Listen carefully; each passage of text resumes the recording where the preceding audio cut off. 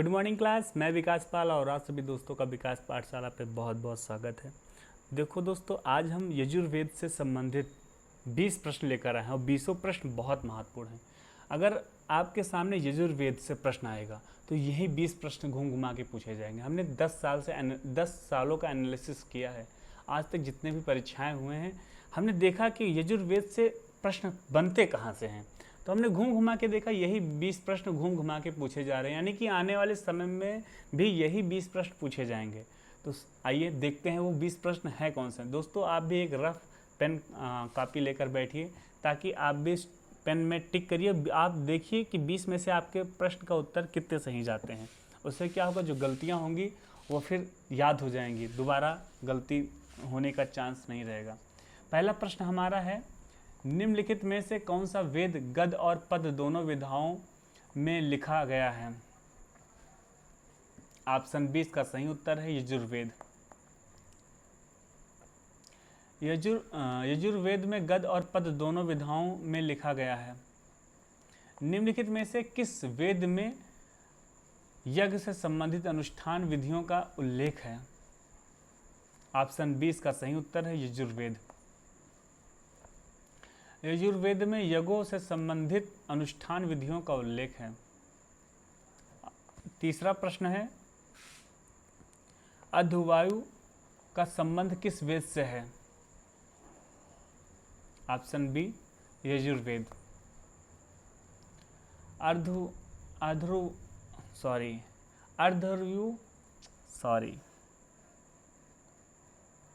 अधर्व्यू यजुर्वेद से संबंधित है।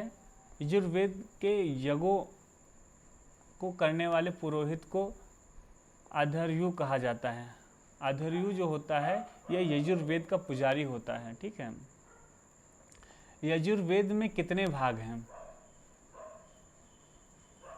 ऑप्शन 20 का सही उत्तर है 2 भाग हैं। यजुर्वेद के 2 भाग हैं। कौन कौन से?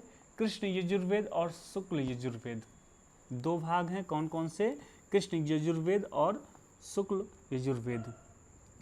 शुक्ल यजुर्वेद में कितने भाग हैं? इसमें भी 2 भाग हैं।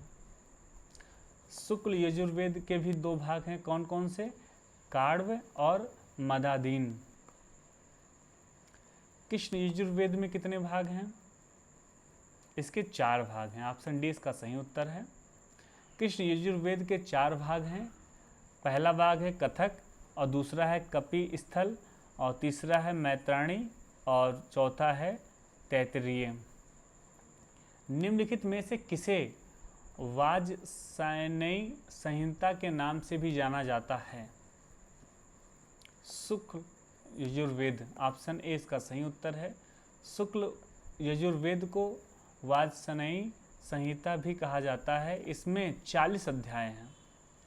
निम्नलिखित में से किस वेद में अंबिका को रुद्र की भाभी कहा जाता है? रुद्र की भाभी किसको? अंबिका को कहा जाता है। कौन से वेद में कहा जाता है? ऑप्शन 20 का सही उत्तर है शुक्ल यजुर्वेद में। अंबिका का उल्लेख शुक्ल यजुर्वेद में रुद्र की बहन के रूप में किया गया है। शुक्ल यजुर्वेद का वाजसनेयी संहिता भी कहा जाता है। देश शब्द का पहली बार उल्लेख कहाँ हुआ? ऑप्शन बी शुक्ल यजुर्वेद में हुआ। देश शब्द का पहली बार उल्लेख वाजसनेयी संहिता में मिलता है। शुक्ल यजुर्वेद को वाजसनेयी संहिता भी कहा जाता है। निम्नलिखित में से किस ग्रंथ में यदोपवीत पहनने का पहला उल्लेख मिलता है? ऑप्शन सी इसका सही उत्तर है तैत्तिरीय ब्राह्मण। यदोपवीत पहनने का पहला उल्लेख तैत्तिरीय ब्राह्मण में मिलता है। यह यजुर्वेद का ब्राह्मण ग्रंथ है। निम्नलिखित में से किस ग्रंथ में यज्ञ में पत्नी का उपस्थिति को भी अनिवार्य बताया गया है? निम्नलिखित में से किस ग्रंथ में यज्ञ में पत्नी का उपस्थिति को भी अनिवार्य बताया गया है? ऑप्शन सी इसका सही उत्तर है तैत्तिरीय ब्राह्मण।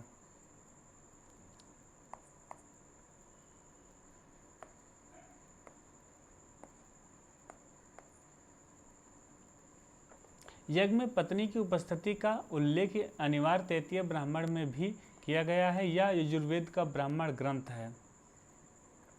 निम्नलिखित में से किस ग्रंथ में बुद्ध के अष्टांगिक मार्ग का उल्लेख है? बुद्ध के अष्टांगिक मार्ग का उल्लेख है किस ग्रंथ में? ऑप्शन सी इसका सही उत्तर है तैत्तिरीय ब्राह्मण ग्रंथ में। बुद्ध के अंगाष्टिक मार्ग का उल्लेख तैत्तिरीय ब्राह्मण में भी किया गया है। निम्नलिखित में से किस ग्रंथ में महिलाओं को सुरा और पासा के रूप में वर्णित किया गया है? ऑप्शन बी मैत्रेयी संहिता इसका सही उत्तर है। मैत्रेयी संहिता में स्त्री का वर्णन सुरा और पासे के समान किया गया है। मैत्रेयी संहिता कृष्ण और यजुर्वेद का एक भाग है। निम्नलिखित में से किस ग्रंथ में सूरा बनाने की विधि का उल्लेख है? ऑप्शन सी तैत्तिरीय ब्राह्मण। सूरा बनाने की विधि का उल्लेख तैत्तिरीय ब्राह्मण में मिलता है। विधवा विवाह का उल्लेख सबसे पहले किस पुस्तक में किया गया है? तैत्तिरीय संहिता। ऑप्शन ए इसका सही उत्तर है। विधवा विवाह का उल्लेख सर्वप्रथम तैत्तिरीय संहिता में किया गया था। निम्नलिखित में से किस ग्रंथ में विदेह माधव की कहानी का उल्लेख है? Option A Shatapatha Brahmana. शतपथ ब्राह्मण स्पष्टीकरण। विदेह माधव की कहानी का उल्लेख शतपथ ब्राह्मण में किया गया है। शतपथ ब्राह्मण यजुर्वेद का एक प्रमुख ब्राह्मण है। किस पाठ में हल बैलों द्वारा हल खींचने का वर्णन है? ऑप्शन सी कथक संहिता। कथक संहिता में 24 बैलों द्वारा हल खींचने का वर्णन है। कथन संहिता कृष्ण यजुर्वेद का हिस्सा है। निम्नलिखित में से किस ग्रंथ में मनु की 10 पत्नियों का वर्णन है? ऑप्शन बी इसका सही उत्तर है मैत्रेयी संहिता। मैत्रेयी संहिता में मनु की 10 पत्नियों का वर्णन है। कौन से ब्राह्मण ग्रंथ में सबसे प्राचीन माना गया है? कौन से ब्राह्मण ग्रंथ को सबसे प्राचीन माना गया है? ऑप्शन डी इसका सही उत्तर है शतपथ ब्राह्मण। शतपथ ब्राह्मण सबसे पुराना और सबसे बड़ा ब्राह्मण ग्रंथ है। और ये हमारा 20वां और सबसे आखिरी सवाल है। निम्नलिखित में से कौन सा शतपथ ब्राह्मण का लेखक है? कौन शतपथ ब्राह्मण के लेखक हैं? ऑप्शन सी इसका सही उत्तर है ऋग्वेद ऋषि याज्ञवल्क्य। शतपथ ब्राह्मण के रचयिता ऋषि याज्ञवल्क्य हैं। ये 20 प्रश्न थे, बहुत महत्वपूर्ण है, जैसा कि हमने पहले आपको बता ही दिया है। दोस्तों इस वीडियो से आपको कुछ अच्छा सीखने को मिला हो तो इस वीडियो को लाइक करिएगा, तथा दोस्तों अगर आप हमारे चैनल पर नए हैं तो चैनल को सब्सक्राइब और शेयर ज़रूर करिएगा। फिर मिलेंगे एक नए वीडियो के साथ। बने